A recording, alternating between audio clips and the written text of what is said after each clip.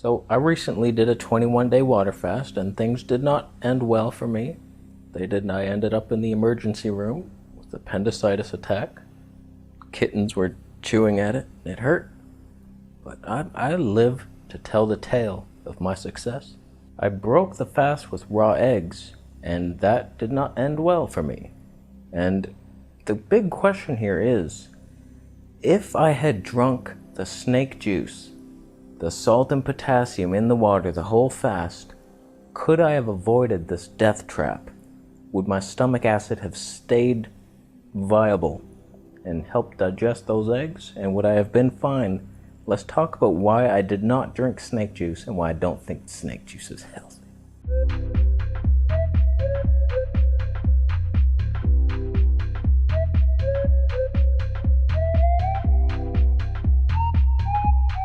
In my opinion, we should be bouncing ideas off each other. Like, I'll come up with a health idea. Like, oh, try this out. And then you should try it. You try it out. It's like, oh, hey, that worked. Thanks, VP. I'm so much better now. Thank you. You won't know until you try it, so listen to people's ideas on the internet and then try it yourself. And so that's what I've been doing for the last, 8 months with Snake Diet Guy. He's been saying, you gotta add that salt and potassium to your water. You need it to be hydrated. And I was never hydrated on it. I was so thirsty for so long. I've been so thirsty my whole life. And just the salt, it's ass backwards. You add in the salt to dehydrate your body, and then you add in more water to dilute the salt. You're just puffing up like a puffer fish. The water's not getting into your cells. It's outside the cell. You're just holding extra fluid like one of those Michelin men. That's not hydration. You just have more water in your body not being used. What's the point of that? I'm telling you, I was so thirsty on this carnivore diet. I just couldn't nail it in. No matter how much salt and potassium I had, I couldn't dial it in. And so I go on this 21-day fast. And 2 days in, I get that intuition. Don't add the salt. That's fucking you. Remove the salt. So okay. Listen to that. Who else are you gonna listen to in this room? That guy? Why would I trust you? So I removed the salt, and over the next 2 days, I peed like a hippopotamus who lost its baby and had to pee to find the baby, leave a pee trail so the baby would follow it. I peed so much, I lost a good 10 kilograms, I think. I forget the numbers. In the fuck my life. I lost 10 pounds in the first week, and that was mostly water weight, and it's mostly because of that salt.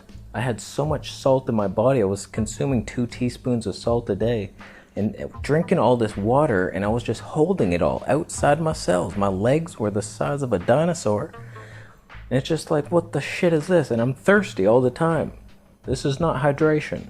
So I came to realize many things over this water fast, and one is water is very dehydrating. And so this whole thing is ass backwards.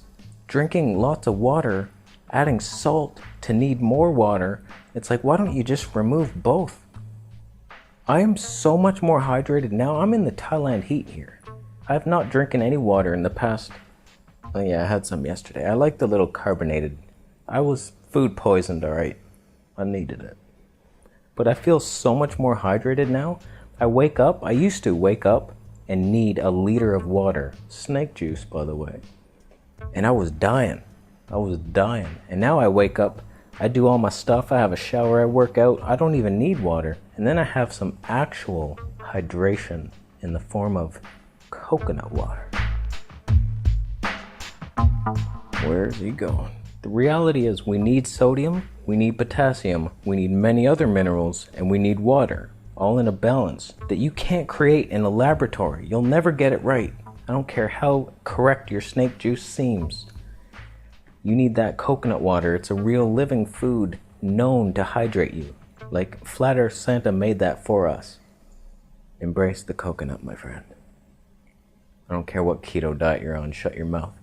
Drink that coconut water. Ferment it if you have to. Get rid of some of the sugar. Sugar. I'm so afraid.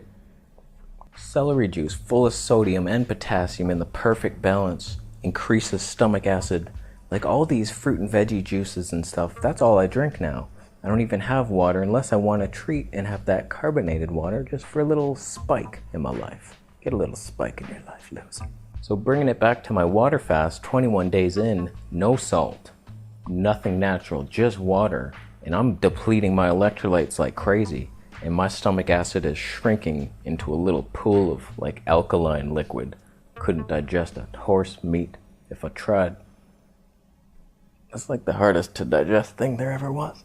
So I foolishly break my fast with a raw egg, which requires quite a bit of stomach acid to break down, and I don't have the building blocks to do it because I've depleted all my electrolytes.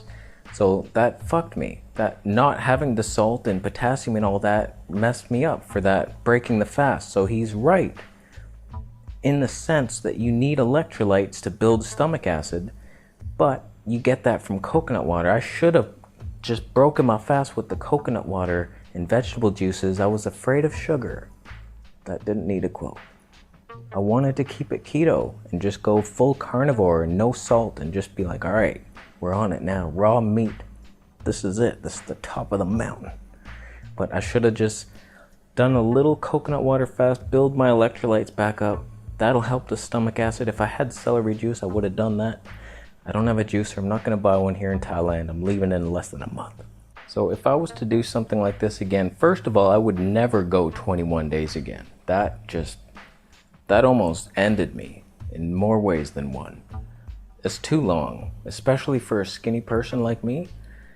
Too much. I would maybe do another 7-day or something, but I would load up with that coconut water and celery juice, get my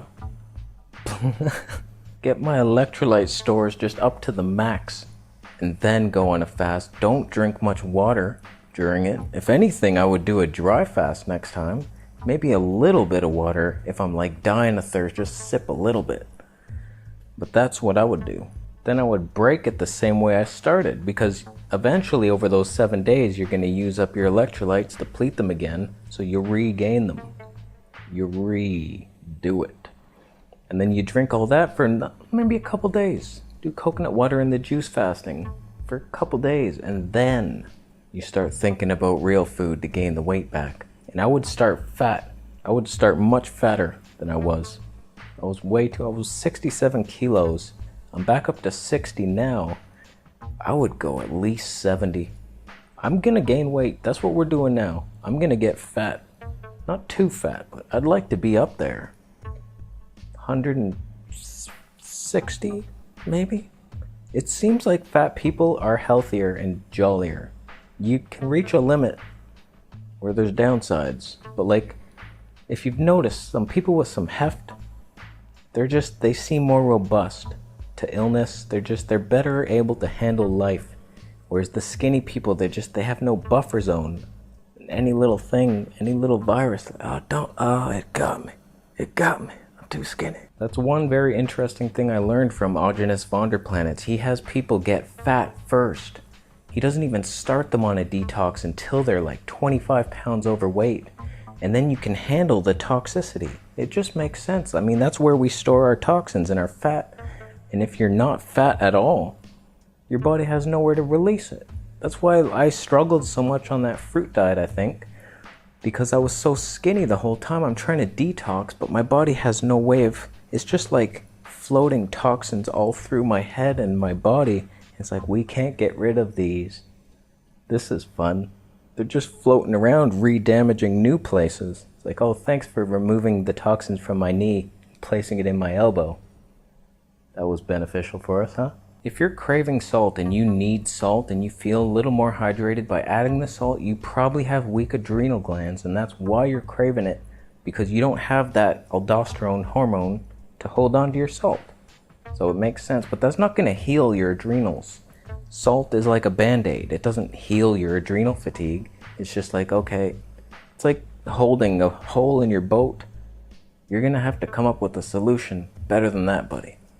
So that's why maybe some people benefit from it in the short term, but it's not going to heal you long term. It's not getting to the cause of the matter. So, I don't know. What do you think of that? Do you feel more hydrated on salt? Do you think it's a poison? Because there's two camps. One says salt is a poison, The others say no, it is good for you, necessary, terrible to exclude it. I think we can both agree sodium is important and we need it. But do we need it from the powdered salt? Or can we get it from food?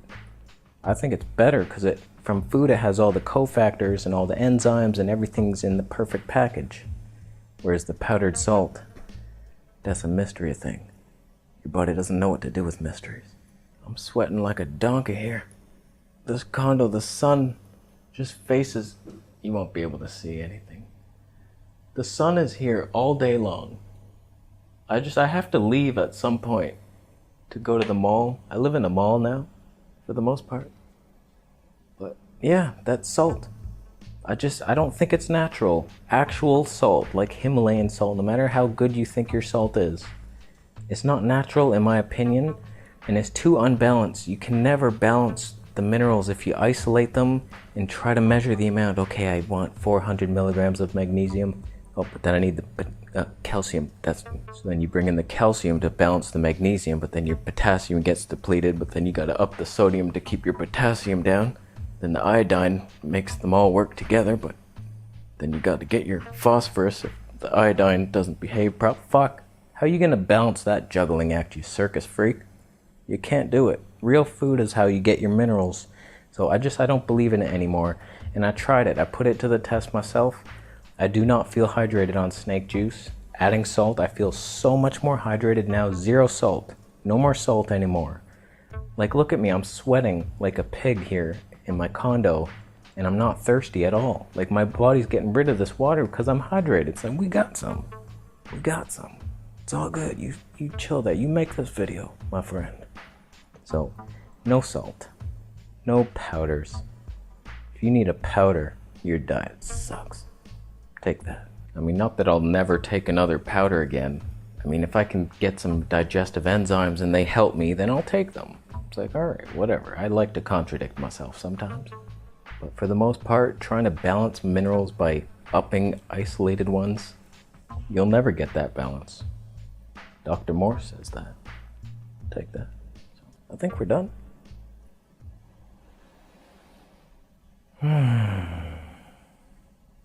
We're done here. Thanks for watching the video. Consider thumbing it up if you liked it. Thumbs down if you're drinking a tablespoon of salt mixed with onions. Why would that even be good? Sounds kind of tasty. I miss onions. Alright. I'm sweating. I'm gonna go shower. Soak up your water through the shower. That's how we should get it. We're done here. Thanks for watching. Subscribe for more videos, and I'll see you in the next one.